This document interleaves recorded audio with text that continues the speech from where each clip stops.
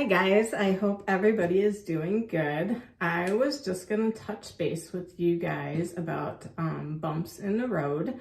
I know I haven't really talked much about any glitches or things like that, other than when I first got out of transplant. I had told you that I had a hard time getting off of the ventilator, and I felt like, the progression was taking a long time, and looking back now, it was really only 3 weeks. So that bump, which was huge at the time, seems really small now. There have been a few other bumps in the road that I wanted to share with you now, mainly because one just happened yesterday that we had to deal with immediately. It required an immediate trip to the transplant center, which for us is about a 2.5-hour drive or so. And the situation was constantly changing as we went. It was like a series of unfortunate events. I don't know, it was weird. But any case, that's not the only bump in the road that I've had, but they've been so small that I just really don't talk about them much. We just deal with them and go on. And so I wanted to take a minute today to talk about them, because I don't want people that are going into transplant to think that there's never any problems, because obviously there is. I just feel, and obviously everybody's different, so this is my experience with it, but I feel like the problems that I've had, for sure, the hardest part for me about transplant was the process of getting the transplant, not even the surgery or anything, but actually getting listed. That was the toughest part for me. Worse, it was tougher than the recovery. It was, I just feel like it was the toughest part of the process. So the rest of this really doesn't seem that hard in comparison to that for me. So the bumps that I have had mainly have had to do with my creatinine levels, which is pretty common with transplant patients. The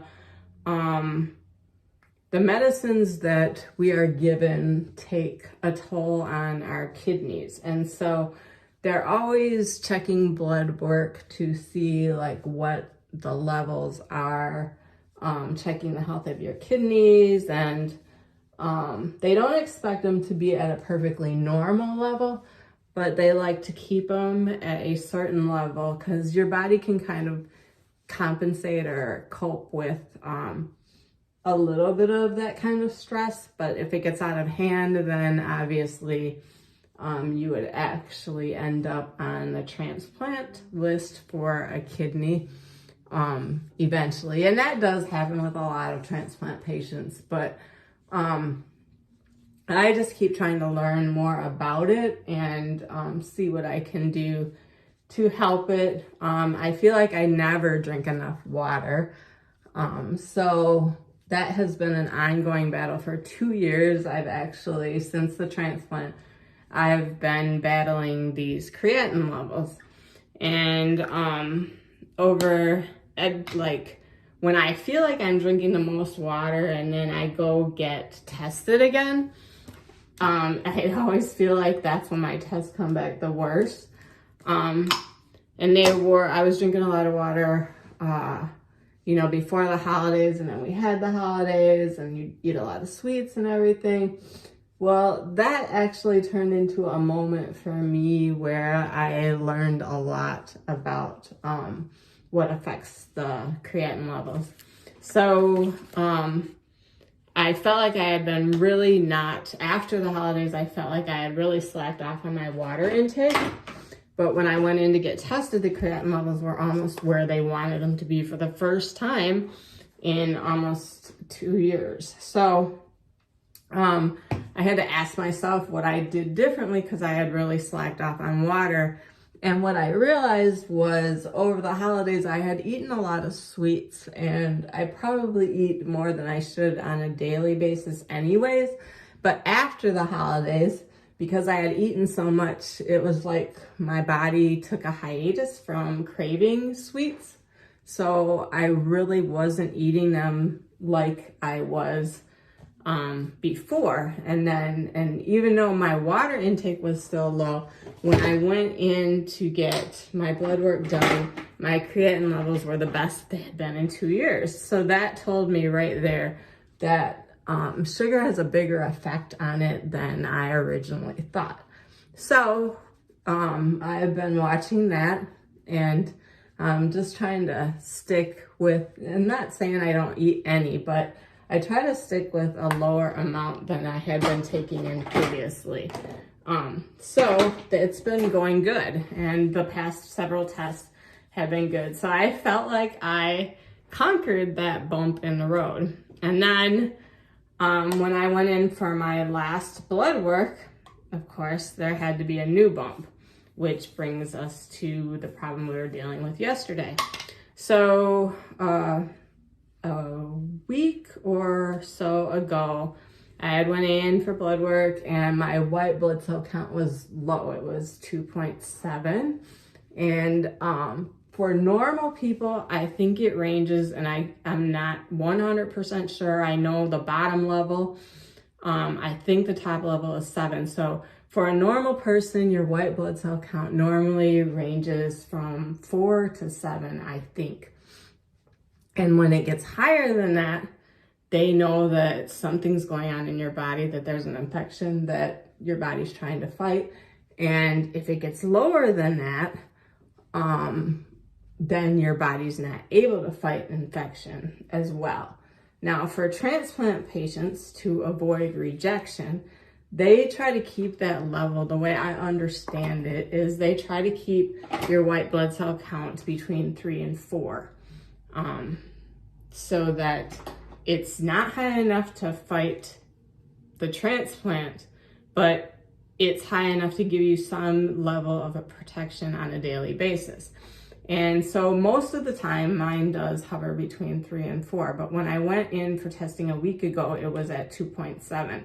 So they were like, I'm not really comfortable with this. Let's watch it and see what happens. Because if it gets below 2, then we will have to do something different to get it back up. So needless to say, I went in for a blood test yesterday, and the day was going along fine. And I felt like I was gonna get good news. I had a cut on my finger that was healing. It had been healing real slow, and it was healing. It had finished, basically closing up and everything. So I had a good feeling about that the count was gonna come back higher. But when I got the count back, it was at 1.8, which was a lot lower, especially being that I had only been tested, a week ago, and it's dropping quickly. So immediately the transplant center was on the phone. They said, we got your test results, and we're gonna have to address this. So they tried to see if we could get in my hospital here to get a shot. I think it's called Nivastem. So it's a shot. I'll hold it still for a second. It's a shot that you receive, and it's supposed to help your body create more white blood cells. But my hospital, ever since COVID, where my primary doctor is, has been terrible at responding. They're just not dependable.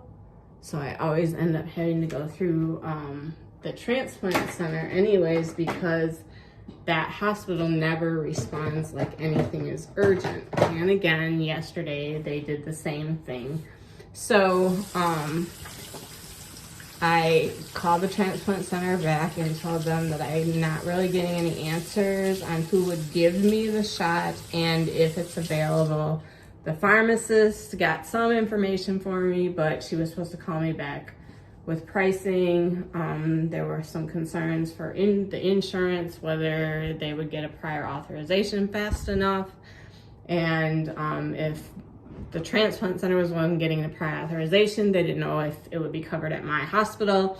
So we had to make a decision, because I'm so far away from the transplant center, that I would need to start driving to get there before they closed. So we decided that the best course of action would be to just start heading towards the transplant center. And as we did that, I'm gonna tell you the rest of the story in just a second, but I'm gonna go ahead and brush my teeth so I can continue on getting ready to go. And as soon as I get done brushing, I will be back to tell you the rest of the story.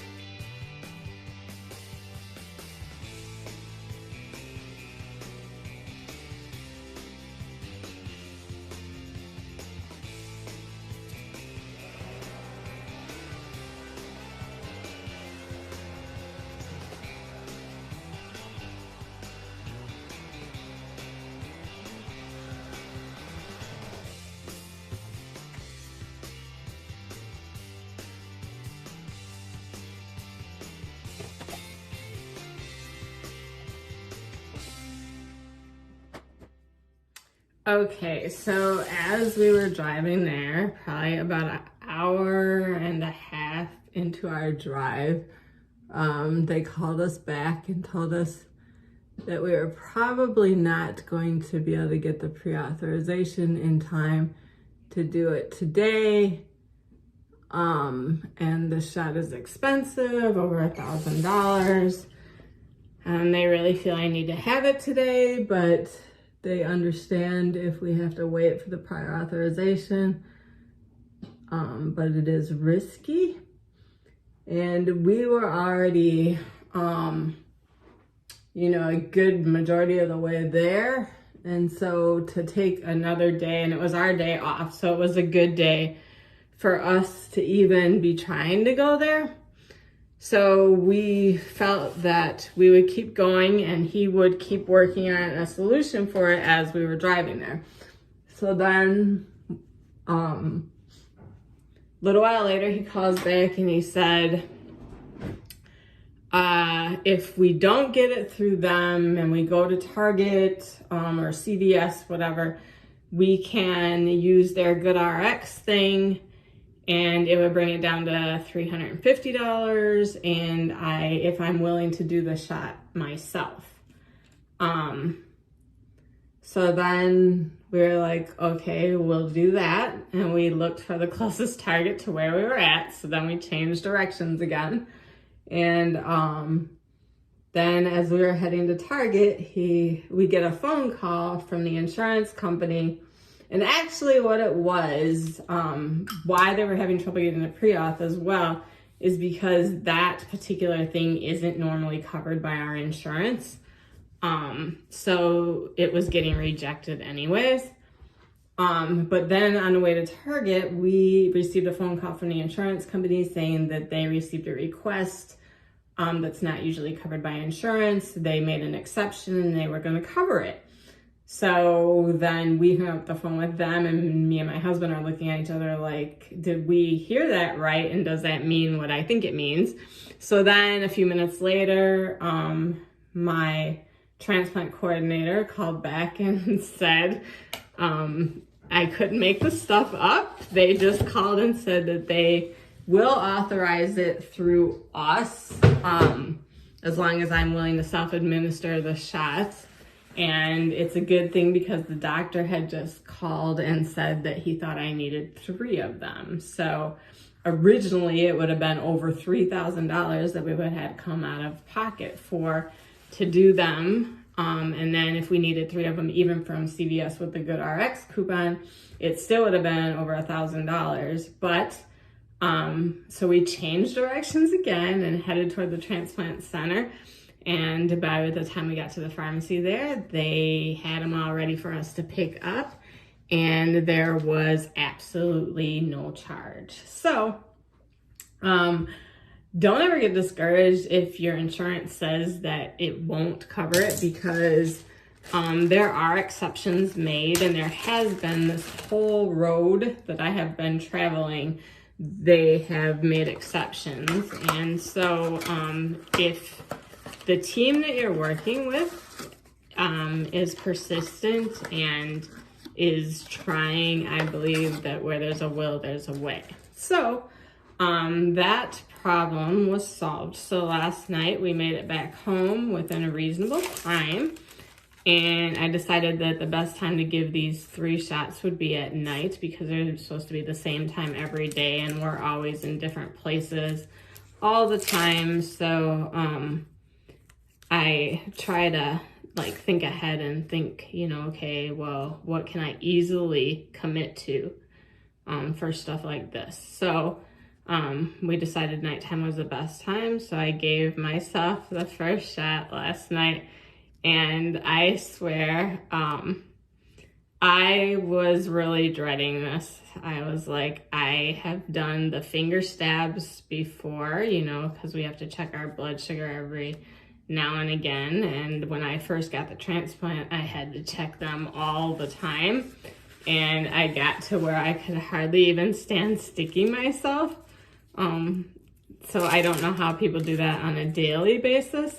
So I was really not looking forward to sticking myself, and you have to give the shot in your stomach, which, again, is not something that I was looking forward to, and I expected it to be the worst. And on the instructions on the shot, it said you could give it on your leg, your arm, your, you know, a bunch of different places, but the hospital directly told me stomach. So I contemplated listening or not listening, of course, because that's me. And I decided I would go with the stomach. And so it was so funny because I lost an earring. It was so funny because when I gave the shot, it was nothing. The needle is so small and so sharp that it just slides in and you don't even feel it. So that was the easiest shot ever. So I am happy to say that I will be committed to doing the other 2. And it's not such a bad thing. And then the other thing that's going to be done is my meds are adjusted for a few days to back off of the ones that knock my immune system down so much. And then we'll check it again. I'm gonna probably go in on Saturday and have it checked, and then again maybe on Tuesday, and just see where we're at, because I am afraid that if they bring the immune system up too much, like if I have too much of a response, then maybe I'll send myself into rejection. So I don't want to do that. So that is what's going on, and I just wanted to let people know that there are bumps in the road. We just try to handle them and just keep moving and go on and make the best of it.